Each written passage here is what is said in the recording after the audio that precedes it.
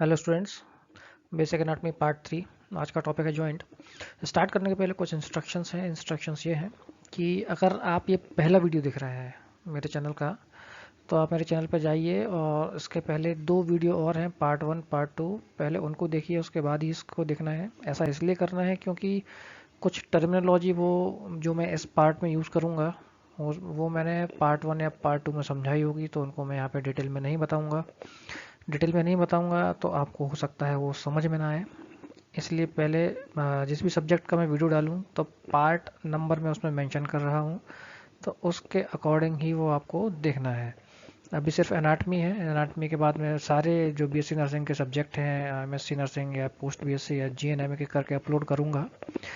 तो मेरे चैनल पर मैं पर्टिकुलर अलग अलग सब्जेक्ट का फोल्डर बनाऊंगा। उस फोल्डर में आपको जाना है। जैसे अभी आप जाएंगे चैनल में तो उसमें फोल्डर बना हुआ है BSc nursing first year anatomy physiology, उसमें ही ये आपको सारे वीडियोस मिल जाएंगे। तो पहले एक सीक्वेंस में ही आपको इसको देखना है।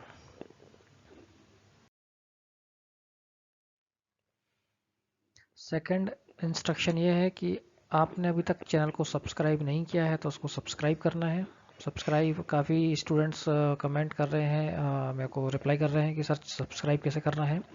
तो जिसको नहीं मालूम है कि कैसे सब्सक्राइब करना है, तो स्क्रीन पे आपको सब्सक्राइब एक बटन दिख रहा है, इसको टैप करेंगे तो सब्सक्राइब लिखा आ जाएगा, मतलब आपने सब्सक्राइब कर लिया है। सब्सक्राइब करने से आपको तुरंत मेरे वीडियो जैसे ही अपलोड करूंगा आपको नोटिफिकेशन मिल जाएगा और आप उसको देख पाएंगे। Next definition. Joint is junction between two और मोर बोन्स और कार्टिलेज। हमने स्केलेटन में देखा था बोन्स और कार्टिलेज के बारे में। तो जॉइंट क्या है? दो या दो से अधिक बोन्स या कार्टिलेज का जंक्शन। It is device to permit movement. जैसे अगर हम देखें कि ह्यूमन बॉडी को मैकेनिकली देखें, एक मैकेनिक की नज़र से देखें, तो ह्यूमन बॉडी एक मशीन है और जॉइंट उसमें एक डिवाइस है, उपकरण लगा हुआ है। तो it is a device. Joint एक डिवाइस है जो कि मूवमेंट परमिट करती है या अलाउ करती है, या जिसकी वजह से हम मूवमेंट कर पाते हैं।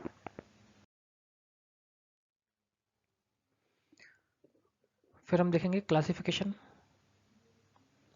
फाइब्रस जॉइंट, कार्टिलेजिनियस जॉइंट और synovial joint.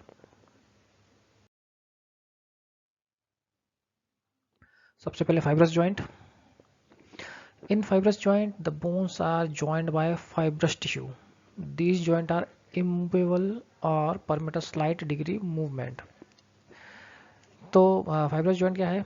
Joint bye fibrous tissue के साथ ज्वाइन होते हैं और these joint are immovable. Immovable मतलब ये मूव नहीं होते हैं और परमिट अ स्लाइट डिग्री, यानी बहुत कम डिग्री का मूवमेंट इनमें होता है।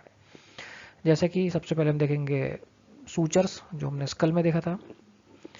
सिंडेमोसिस, bones are connected by interosseous ligament, यानी कि जो हमारी अल्ना और रेडियस है वो इंट्रोसियस लिगामेंट से जॉइंट रहती है, जुड़ी हुई रहती है। फाइब्रस जॉइंट का एग्जांपल है। थर्ड है गोम्फोसिस। गोम्फोसिस मीन्स की root of tooth in its bony socket. Mandible हमने देखा था, हेड की लोअर बोन थी मैंडिबल।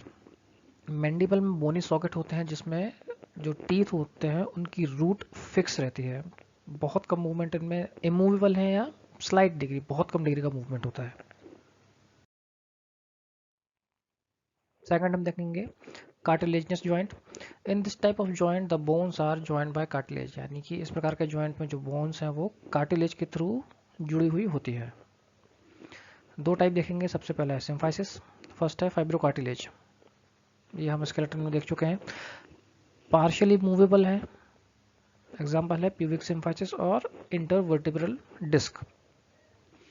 सनकॉन्ड्रोसिस सेकेंड टाइप है, टेम्परेरी जॉइंट है, present only in children. Children में 300 बोन्स होती हैं और ह्यूमन एडल्ट में 206 बोन होती है। ऐसा इसलिए होता है कि जो कुछ स्मॉल बोन होती हैं वो फ्यूज हो जाती हैं, जैसे कि एग्जांपल है सैक्रम। थर्ड है synovial joint. Synovial joint are most mobile type of joint. सबसे ज़्यादा मूवमेंट इन जॉइंट्स में होता है। टाइप्स हैं ball and socket, saddle, condylar, ellipsoid, hinge, pivot और प्लेन। अब एक वीडियो के थ्रू हम देखेंगे इसमें। There are three main types of joints in the human body. These are fibrous, cartilaginous, and synovial joints. Fibrous joints are also called synarthroidal joints. Bones are held together by a ligament only. As a result, they allow virtually no movement and are often referred to as immovable joints.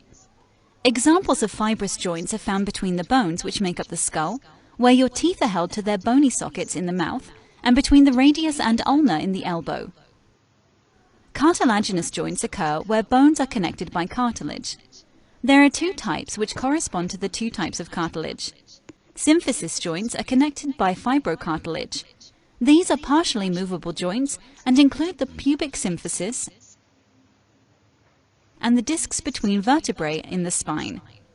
Synchondroses are temporary joints which are only present in children up until the end of puberty. For example, the epiphyseal plates in long bones.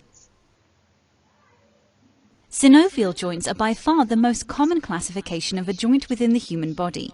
They are highly movable and have a synovial capsule surrounding the entire joint, a synovial membrane which secretes synovial fluid to lubricate the joint, and cartilage known as hyaline cartilage which protects the ends of the articulating bones.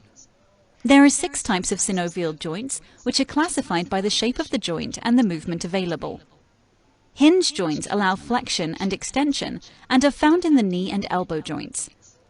A pivot joint allows one bone to rotate around another, for example, the atlas and axis at the top of the neck. Ball and socket joints are found at the hip and shoulder. They allow flexion, extension, abduction, adduction, and rotation. When all these are combined, this is known as circumduction. A saddle joint allows flexion, extension, adduction, and abduction. The MCP joint at the base of the thumb is an example of a saddle joint. Condyloid joints are found in the wrist and hand. They also allow flexion, extension, adduction, and abduction. Gliding joints enable bones to glide against each other and are found between the carpal joints in the hand. For more information or to test yourself with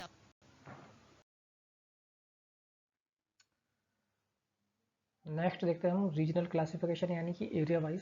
first है school type या immovable school type joint है जिसमें बिल्कुल movement नहीं होता है। Second हम देखेंगे वर्टिब्रल टाइप, स्लाइटली मूवेबल, थोड़ा मूवमेंट होता है। थर्ड है लिम्ब टाइप यानी कि फ्री मूवेबल। लिम्ब टाइप के जो जॉइंट्स होते हैं उनमें मूवमेंट सबसे ज़्यादा होता है। साइनोवियल जॉइंट लिम्ब में ही प्रेजेंट होता है। Mechanism of lubrication of a synovial joint. Lubrication means smoothening. TV में आपने ऐड देखा होगा, कुछ इंजन ऑयल के ऐड आते हैं, पर्टिकुलर इंजन ऑयल डालने से इंजन स्मूथली काम करता है। ठीक वैसे ही हमने देखा था कि जॉइंट एक डिवाइस जैसे है जिसको फंक्शन करने के लिए उसका लुब्रिकेशन मेंटेन रहना जरूरी है। कुछ डिसीज कंडीशन है जैसे कि अर्थराइटिस है, 55-60 की एज के बाद होता है। इसमें नी अर्थराइटिस में हम देखते हैं अक्सर कि पेशेंट को नी के अराउंड स्वेलिंग रहती है, मूवमेंट करने में पेन होता है। वो इसीलिए क्योंकि उनका लुब्रिकेशन कम हो जाता है, और जो लुब्रिकेशन कम होने की वजह से बोन्स पास पास आ जाते हैं और मूवमेंट करने से उन बोन्स में फ्रिक्शन यानी घर्षण होता है, जिसकी वजह से कुछ कुछ पेशेंट में मूवमेंट करने पर आवाज़ भी आती है और पेशेंट को काफ़ी पेन और इन्फ्लामेशन वहाँ पे रहता है। हम देखते हैं लुब्रिकेशन के लिए क्या क्या ज़रूरी है। सबसे पहले हमने देखा है hyaline cartilage, intraarticular fibrocartilage, bursa, synovial fluid. Bursa और साइनोवियल फ्लूइड आपके लिए न्यू थिंग्स हैं, इनको हम देखेंगे। सबसे पहले हम देखते हैं बर्सा क्या है। बर्सा, ये जो ब्लू कलर के आपको पैच दिख रहे हैं, साइनोवियल फ्लूइड से फिल्ड पैड्स होते हैं जो कि जॉइंट के मूवमेंट को स्मूथ बनाते हैं और लुब्रिकेशन प्रोवाइड करते हैं। नेक्स्ट देखेंगे synovial fluid. Synovial fluid is sticky viscous fluid secret from synovial membrane. ये डार्क ग्रीन कलर का आपको दिख रहा है, ये साइनोवियल मेम्ब्रेन है। साइनोवियल मेम्ब्रेन से ही साइनोवियल फ्लूइड सीक्रेट होता है। मेन फंक्शन इनका लुब्रिकेशन प्रोवाइड करना है, साथ में ये हाइल जो कार्टिलेज है उनको नरिशमेंट भी प्रोवाइड करता है।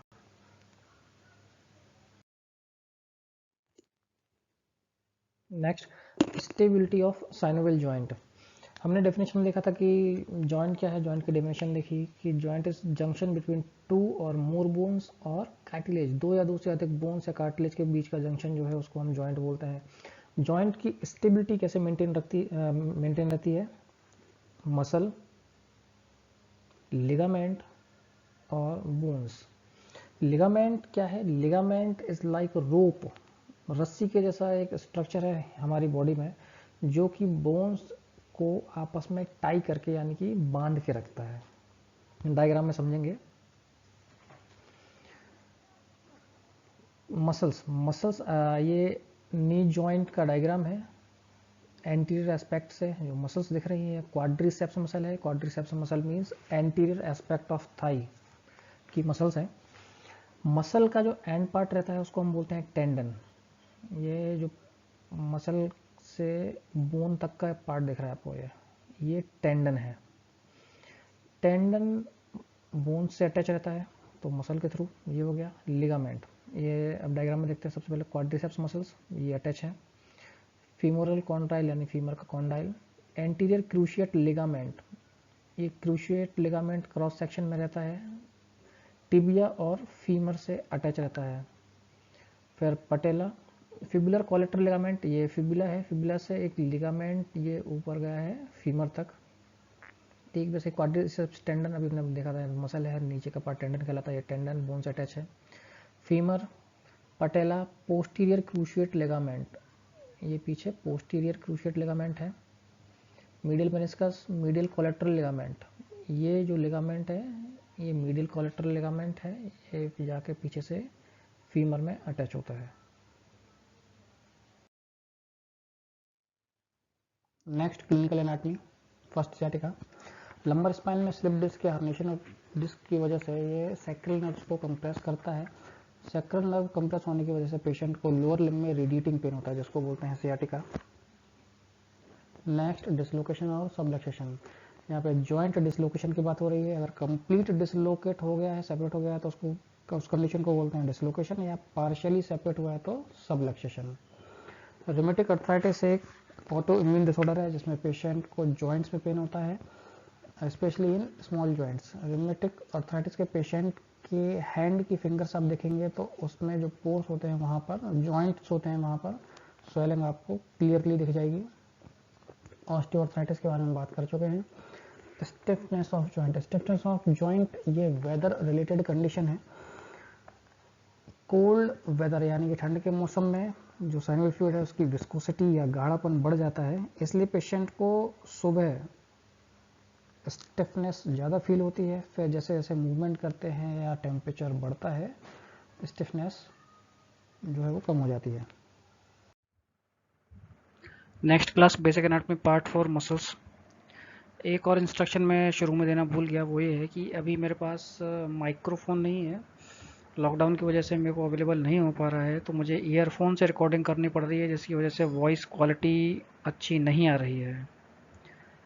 तो रिकमेंडेशन है मेरी कि आप लोग ईयरफोन लगा के ही सुने ताकि आपको क्लियर सुनाई पड़े। जैसे ही माइक्रोफोन आएगा वॉइस क्वालिटी अपने आप ठीक हो जाएगी और फिर मैं आपको अपडेट भी दे दूँगा। Good day.